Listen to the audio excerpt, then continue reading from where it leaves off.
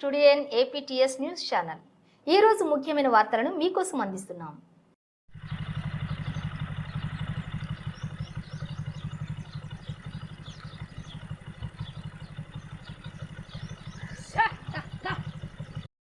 ఆ పార్టీ సిద్ధాంతాల ప్రకారం పనిచేశారు. జనసేనలో ఉన్నా, అంతకుముందు కాంగ్రెస్లో ఉన్నా, అంతకుముందు తెలుగుదేశంలో ఉన్నా, ఆ రోజు తెలుగుదేశంలో కూడా కొంచెం వ్యక్తిగత కారణాలతో బయటకు వచ్చాను అంతే, ఎమ్మెల్సీ అయిన తర్వాత. అంతేగాని ఎవరి మీద డిఫైర్ కాల. నాకు చంద్రబాబు నాయుడు రాజకీయ భిక్ష పెట్టాడు కౌన్సిల్ కింద ఇచ్చి. ఈరోజు పవన్ కళ్యాణ్ గారి దగ్గర ఉన్నప్పుడు ఉన్న 2 సంవత్సరాల్లో నాకు ఎంతో తృప్తి ఉంది. ఎంత బాగా చూశాడంటే నన్ను అన్నిటికీ చెప్పేవాడు. నేను ఎక్కడికి పోయినా కానీ మాదాసు గారిని పిలవనేవాడు. ఆ అప్యాయత ఉంది. నేను కూడా త్వరలోనే ఒక నిర్ణయానికి వచ్చిన తర్వాత, ఒక పార్టీలో నిర్ణయానికి వచ్చిన తర్వాత ఇద్దరిని ముందు కలుస్తాను. అందరికంటే ముందు పవన్ కళ్యాణ్ గారిని, లోకేష్ గారిని, ఆ తర్వాత చంద్రబాబు నాయుడు గారిని కలుస్తాను. కలిసి వాళ్ళ నిర్ణయం ఎట్లుండో చూసుకొని నా నిర్ణయం ప్రకటిస్తాను. నాతో పాటు ప్రయాణం చేసిన వాళ్ళు చాలామంది ఉన్నారు. వాళ్ళందరినీ నేను కోరేది ఒక్కటే, మనం ఇన్ని రోజులు కలిసి ప్రయాణం చేశాం.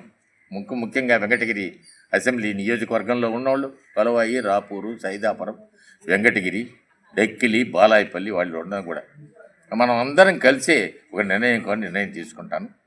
మంచి నిర్ణయం తీసుకొని ఈ కూటమి ప్రభుత్వాన్ని కొద్దిగా భద్రత ఇచ్చేదానికి మన వంతు సాయం చేసేదానికి ప్రయత్నం చేస్తాను. నా వంతు సాయం చేసే ప్రయత్నం చేస్తాను. లోకేష్ బాబు గారు చేసే కార్యక్రమాల్లో జరుగుతూ ఉంటే చాలామంది అక్కడికి వెళ్ళి వచ్చిన వాళ్ళు నాకు చెప్పారు, అయ్యా మేము ఎప్పుడు ఊహించలేదు ఆయన ఆదరించేదానికి. ఒక ఆయన చెప్పాడు, ఒక పెద్ద ఆయన వచ్చి, అయ్యా క్యాన్సర్ అని చెప్తే వారికి నాకు ఆర్థిక సాయం కూడా చేశారన్నాడు. నాకు 40 సంవత్సరాలు ఎవరిని చూడాల. నేను అతి చిన్న వయసులోనే ఇంత మంచి కార్యక్రమం చేస్తూ ఉంటే ఈ రాజకీయ నిర్ణయానికి రావడానికి కారణం కూడా చంద్రబాబు నాయుడు గారు చేసే అభివృద్ధి కార్యక్రమాలు, ఉప ముఖ్యమంత్రి పవన్ కళ్యాణ్ గారు చేసే పంచాయతీ మీద దృష్టి. నిన్న పేరెంట్స్, టీచర్స్, ఉపాధ్యాయులు మీటింగ్ నేను నెల్లూరులో ఉండి రాలేకపోయినా వ్యక్తిగత కారణాల వల్ల. అక్కడికి పోయి ఒక మాట చెప్పాడు. కడప జిల్లాలో కడప హై స్కూల్కి వెళ్ళినప్పుడు, ఈ హై స్కూల్లో ఇటువంటి అసాంఘిక కార్యక్రమాలు జరగడానికి వీలే లేదు. అటువంటి అసాంఘిక కార్యక్రమాలు జరిగితే వాళ్ళని వెంటనే పోలీస్ కేసు పెట్టండి అని. ఇంకోటి చెప్పాడు పొంగూరు నారాయణ గారు.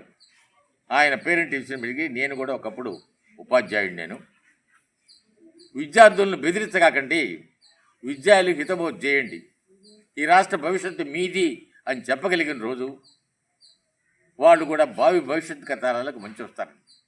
చంద్రబాబు నాయుడు గారు బాపట్ల మీటింగ్లో అది కూడా చూశాడు టీవీలో. వాళ్ళతో సహపంక్తి భోజనం చేశాడు. నాకు చేసిన రాష్ట్ర ముఖ్యమంత్రి విద్యార్థులతో కూడా కూర్చొని, మంత్రి లోకేష్ గారిని కూడా కూర్చొని వాళ్ళతో కూడా భోజనం చేయడం, తండ్రి గారి ప్లేటు, ముఖ్యమంత్రి గారి ప్లేటు లోకేష్ బాబు గారు తీసుకొని పక్కన పెట్టడం, ఇవన్నీ కూడా చూస్తూ ఉంటే మనసంతా కూడా చాలా సంతోషంగా ఉంది. మనం కూడా ఈ రాష్ట్రంలో తీర్చిదానికి ఒక పావు కింద ఉపయోగపడాలి. నేనేం పదవి కోరుకోవడంలా, వాళ్ళు చేసే కార్యక్రమాలకు సంపూర్ణ మద్దతు ఇచ్చేదానికి నిర్ణయించుకున్నా. ఏ పార్టీలో చేరేది 6 నెలల తర్వాత ఒక నిర్ణయం ఉంటాను, రాజకీయాల్లో ఉంటాను. ఈ పంచాయతీ చూస్తూ ఉంటే ఇప్పుడు అనిపిస్తూ ఉంది. ఆనాడు జనసేనలో ఉన్న తర్వాత నేను అప్పుడే చెప్పా, ఈయన మామూలుగా వ్యక్తి కాదు అని చెప్పాను ఆయనకు. అది it is on record also. ప్రజలకు ఉపయోగపడతాడు అని చెప్పి సనాతన ధర్మం అన్నాడు. ఆ సనాతన ధర్మని అప్పుడే చేశాడు. నేను ఆయన వారాహి మాత దీక్ష చేస్తూ ఉంటే నేను ఇన్స్పైర్ అయ్యి, నేను ఆయన 11 రోజులు చేస్తారు మామూలుగా, నేను 5 రోజులు చేశాను వారాహి మాత దీక్ష. నాకెంతో అనిపించింది. వారాహి దేవి ఆమె రాత్రులు కూడా సంచరిస్తుందంట. అందుకని ఆ విధంగా దీక్ష చేసేటప్పుడు 6 లోపల అంతా తినాలి, ఏమైనా తినదలుచుకుంటే చన్నీళ్ళ స్నానం చేయాలి. నాకెందుకో చన్నీళ్ళ స్నానం చలిలో కూడా చేసినప్పుడు అనిపించాల ఇబ్బంది అని. ఇవన్నీ చూస్తూ ఉంటే పవన్ కళ్యాణ్ గారు ఎక్కడో ఎదిగిపోయినాడు. నాకు శాసనమండలికి పంపించిన చంద్రబాబు నాయుడు గారు చూస్తూ ఉంటే ఆయన నిన్న ఒక మీటింగ్లో నేను ఒక నిర్ణయానికి వచ్చా. 1984లో మొదటిసారిగా లెజిస్లేటివ్ కౌన్సిల్ సభ్యుడి కింద రావడం జరిగింది తెలుగుదేశంలో. అప్పుడు ఉన్న ముఖ్యమంత్రి గారు దానికి ప్రధాన కారకులు కీర్తిశేషులు ఎన్టీ రామారావు గారి ఆశీస్సులతో మళ్ళీ రెండోసారి, అది ఒక సంవత్సర కాలంలోనే ఉండింది. అంతకుముందు ఉన్న వాళ్ళు ఎమ్మెల్యే కింద శాసనసభకు ఎన్నికైనారు కాబట్టి ఆ ఖాళీ నాకు ఇచ్చారు. అవతల 85లో 6 సంవత్సరాలు నాకు కౌన్సిల్ సభ్యత్వం ఇచ్చారు. కానీ 2 సంవత్సరాల్లో దురదృష్టం వల్ల కౌన్సిల్ అబాలిష్ అయిపోయింది. అటువంటి పరిస్థితి జరిగింది. అనేక ఆటుపోట్లు ఎదుర్కొన్న తర్వాత రాష్ట్రం విడిపోయిన తర్వాత కొన్ని రోజులు కాంగ్రెస్లో ఉన్న తర్వాత మనమేం ప్రజలకు ఉపయోగపడలేము అని ఒక నిర్ణయానికి వచ్చి జనసేనలో చేరడం జరిగింది. అప్పుడున్న జనసేన అధ్యక్షుడు నన్ను చాలా బాగా ఆదరించాడు. కొన్ని కారణాల వల్ల వ్యక్తిగత కారణాల వల్ల నేను బయటికి రావడం తటస్థించింది. ఈ మధ్య పంచాయతీ అభివృద్ధి కానీ కూటమి అభివృద్ధి కానీ చంద్రబాబు నాయుడు గారి అభివృద్ధి చూసిన తర్వాత మరలా ఒక నిర్ణయానికి వచ్చా. ఇంకొక 6 సంవత్సరాలు, ఇంకొక 6 నెలలు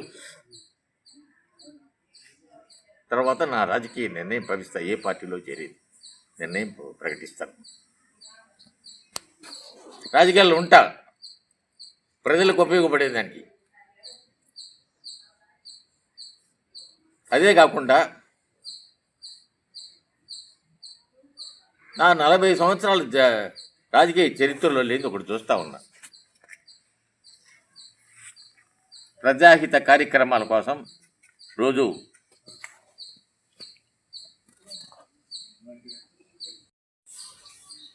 విద్యార్థి దశ నుంటే రాజకీయాల్లో ఉన్నా.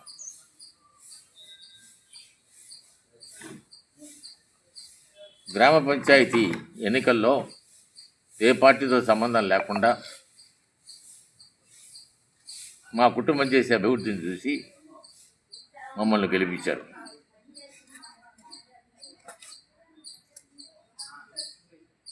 ఆ తర్వాత ఎన్నికలైన తర్వాత ఎన్నికల్లో కూడా పెద్ద నేను క్రియాశీలకంగా పనిచేయలే. నా గ్రామం వరకు ఉండడం జరిగింది. ఈ 6 నెలల తర్వాత ఒక నిర్ణయానికి వచ్చా. నిర్ణయానికి రావడానికి కారణం ఏంటంటే, ఇటీవల నాకు తెలిసి 40 సంవత్సరాల రాజకీయ జీవితంలో పంచాయతీలకు, నా పంచాయతీలో ఉన్న రాజుపాలెనికి, గిరిజనుల పాలెం కావాల్సిన రోడ్లు నాకున్న సన్నిహితులు చెప్పారు. ఎవరో రికమెండేషన్తోనే రోడ్లు ఇచ్చేటి. ఇంతకుముందు కూటమి ప్రభుత్వం వచ్చిన తర్వాత ముఖ్యమంత్రి చంద్రబాబు నాయుడు గారు, ఉప ముఖ్యమంత్రి కొనిదెల పవన్ కళ్యాణ్ గారి నేతృత్వంలో భారతీయ జనతా పార్టీతో కలిసి ఈ ప్రభుత్వం ఏర్పడిన తర్వాత కొన్ని అవసరాలకు, గ్రామీణ అవసరాలకు చూసి వారికి నిధులు శాంక్షన్ చేయిస్తూ ఉంటే అసలు రాజకీయాల నుంచి రిటైర్ అవుతామని అనుకున్నాం. ఈ అభివృద్ధి జరుగుతూ ఉంటే చూసి మళ్ళీ రాజకీయాల్లో ఉండాలా అని ఒక నిర్ణయానికి వచ్చా. నేను వస్తూ ఉంటే, నిన్న మా గ్రామానికి వస్తూ ఉంటే, మామూలుగా మా గ్రామంలో నెలలో 10 రోజులు ఉంటాం. పంచాయతీ అభివృద్ధి ఏం జరుగుతూ ఉంది, ఏం చేస్తూ ఉన్నారు వాళ్ళు చెప్తూ ఉంటారు. దారిలో వెంకటరెడ్డిపల్లి దగ్గర రోడ్డు ఒకటి ఉంటే కొలవాయి నుంచి ప్యాచ్లు వేయమంటా ఉన్నారు. గత 5 సంవత్సరాల నుంచి ఎక్కడ పడినా గుంతలు. ఒకసారి ఒక స్నేహితులకు మా ఊరికి రమ్మని పిలిస్తే, మీ ఊరికి వస్తే నడువులు ఇరిగిపోతాయా అన్నారు. అటువంటి పరిస్థితి ఇప్పుడు లేదు. వారు వెంటనే ఎక్కడ ఏం జరుగుతూ ఉంది అని చెప్పి కలవాయి సారో కాడ నుంచి వెంకటరెడ్డిపల్లి దాకా ఉన్న ప్యాచ్లన్నీ కంప్లీట్ చేయిస్తూ ఉన్నారు. అంతా బాగుండాలా, విద్యార్థులంతా ముందుకు పోవాలా. అటువంటి సమయంలో నాకు ముఖ్యంగా ఈ నా నిర్ణయం మార్చుకొని తీసుకునే దానికి కారణం